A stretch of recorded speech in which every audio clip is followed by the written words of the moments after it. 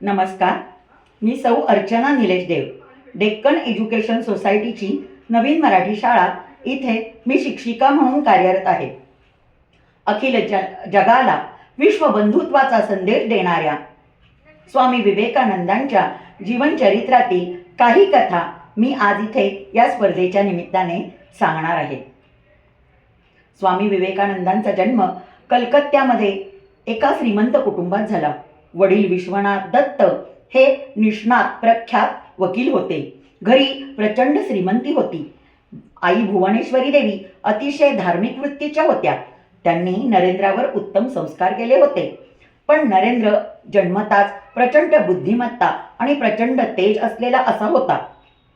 लहानपणापासूनच ध्यान करण्याची त्याला जणू आवडच होती.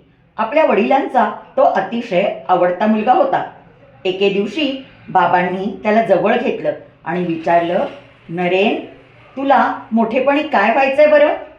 त्यावेळी नरेनला आठवला तो बाबांना रोज बग्गीतून घेऊन जाणारा बग्गीवान, त्याचा तो सुंदर पोशाख, त्यावर असणारा चंदेरी रंगाचा फेटा, त्याचा तो रुबाबदारपणा. ते पाहून नरेननं उत्तर दिलं, बाबा, मला मोठेपणी बग्गीवान व्हायचे. हे उत्तर ऐकल्याबरोबर वडिलांचा चेहरा उतरला. पण आई भुवनेश्वरी देवींनी त्यांना जवळ घेतलं आणि म्हणाल्या, हे बघ, या तसबिरीतला जो बग्गीवान दिसतोय ना, गाडीवान, पार्थ सारथी श्रीकृष्ण, अगदी त्याच्याप्रमाणे तुला मोठेपणी बग्गीवान व्हायचे बरं. हे उत्तर ऐकताच नरेंद्रला खूप आनंद झाला. पुढे प्रचंड शिक्षण घेतल्यानंतर नरेंद्र हा नास्तिकवादाचाच पुरस्कर्ता बनला. देव आहे का? असेल तर तो कुठे असे प्रश्न त्याला पडायचे. योग्य गुरु हे सुद्धा एका उत्तम शिष्याच्या प्रतीक्षेत असतात. अगदी याच न्यायाने काही निमित्ताने रामकृष्ण परमहंस त्याच्या आयुष्यामध्ये आले आणि रामकृष्ण परमहंस जेव्हा पहिल्यांदा भेटले त्यावेळी नरेंद्राने त्यांना अनेक शंका विचारल्या. परंतु स्वामीजींनी फक्त त्याच्या मस्तकावर हात ठेवला आणि म्हणाले, योग्य वेळ आली की तुला सगळ्या प्रश्नांची उत्तरं मिळतील बरं. खरं तर हे कालीमातेचे भक्त, प्रत्यक्ष कालीमाता त्यांच्याशी बोलते असं नरेंद्र ऐकून होता. परंतु या सगळ्यावर त्याचा अजिबात विश्वास नव्हता. पण त्यांच्या स्पर्शाने जणू काहीतरी जादू झाली आणि या व्यक्तीकडे आपण पुन्हा पुन्हा गेलं पाहिजे असं नरेंद्राला वाटू लागलं. संसारात त्यांचं अजिबातच लक्ष नव्हतं. व्यवहारातलं याला काही जमेल का असा प्रश्न मातोश्रींना पडत होता. पण विवेकानंदांना मात्र आध्यात्मिक गोडी लागली आणि नरेंद्रचा विवेकानंद झाले. रामकृष्ण परमहंसांच्या सानिध्यानं, परिसस्पर्शानं स्वामी विवेकानंद म्हणून ते सुपरिचित झाले. पुढे विश्वाला त्यांनी हिंदू धर्माचे तत्वज्ञान आणि त्यातील मानवतावाद समजावून सांगितला. वडिलांच्या निधनानंतर त्यांच्या घरची परिस्थिती अत्यंत खालावलेली होती. भुवनेश्वरी देवींना घरातील लोकांची पोटे कशी भरावी असा प्रश्न पडत असते. एकदा त्या नरेनला म्हणाल्या, अरे, तुझे गुरु प्रत्यक्ष कालीमातेशी, जगन्मातेशी बोलतात. आपली परिस्थिती थोडी सुधारावी म्हणून तू मातेकडे प्रार्थना का करत नाही? शेवटी आईच्या इच्छेखातर नरेन आपल्या गुरूंकडे आले आणि त्यांनी आपल्या घरातील परिस्थिती गुरुजींना सांगितली. गुरुजींनी माऊलीला प्रार्थना केली. जगन्मातेची प्रार्थना केल्याबरोबर आदि माया, आदि शक्ती काली माता प्रकट झाली. तिचं ते दिव्य रूप पाहून विवेकानंदांना परमानंद झाला. गुरुजी म्हणाले, नरेन, माग, तुला काय हवं ते माग. त्यावेळी ते म्हणाले, माते, मला ज्ञान दे, मला वैराग्य दे. असं म्हणून मातेच्या चरणावर त्यांनी आपलं डोकं ठेवलं. आईनं त्यांना तथास्तु म्हणून आशीर्वाद दिला आणि ती गुप्त झाली. गुरुजी म्हणाले, अरे बाळा, तुला मागायचं काय होतं आणि तू मागितलंस काय? ठीक आहे, तुझ्या घरासाठी, तुझ्या कुटुंबासाठी मी पुन्हा एकदा आईकडे प्रार्थना करतो. पुन्हा त्यांनी मातेला प्रार्थना केली. पुन्हा देवी प्रकट झाली. पुन्हा नरेंद्रनं तेच मागितलं, आई, मला ज्ञान दे, वैराग्य दे. असं 3 वेळा झाल्यानंतर मात्र स्वामीजींना आनंदाश्रू आवरले नाहीत आणि रामकृष्ण परमहंसांनी आपल्या या शिष्योत्तमाला कडकडून मिठी मारली, अश्रूंचा अभिषेक घातला आणि म्हणाले, बाळा, तू सर्वसामान्य बालक नाहीस रे. या जगाला उद्धारण्याचं काम करण्यासाठी तुझा जन्म झालेला आहे.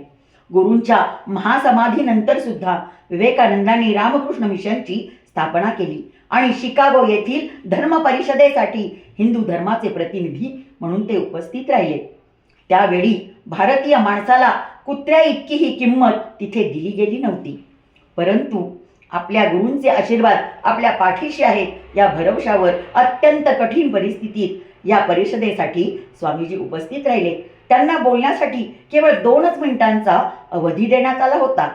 स्वामीजी व्यासपीठावर उभे राहिले तेव्हा सर्व सभ्य स्त्री पुरुष हो असं म्हणून सर्वजण आपल्या भाषणाची सुरुवात करत होते. परंतु स्वामीजींनी आपल्या भाषणाची सुरुवातच अमेरिकेतील उपस्थित माझ्या सर्व बंधूंनो आणि भगिनींनो अशी करतात सभागृहात टाळ्यांचा प्रचंड कडकडाट झाला.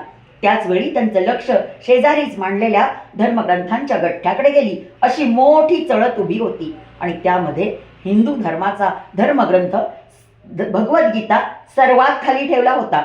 उद्देश हा की सर्वात कमी तो खाली आणि सर्वात उच्च तो सर्वात वर. स्वामीजी म्हणाले, इथं माझा धर्मग्रंथ सगळ्यात खाली आहे. हे पाहून मला आनंदच झालाय. का सांगू? कारण माझा धर्म सर्व धर्मांचा पाया आहे. हा जर निघाला तर काय होईल हे मी तुम्हाला दाखवतो. असं म्हणून स्वामीजींनी तो धर्मग्रंथ काढतात सगळी चळत धाड धाड धाड करत कोसळली. असा आहे माझा धर्म.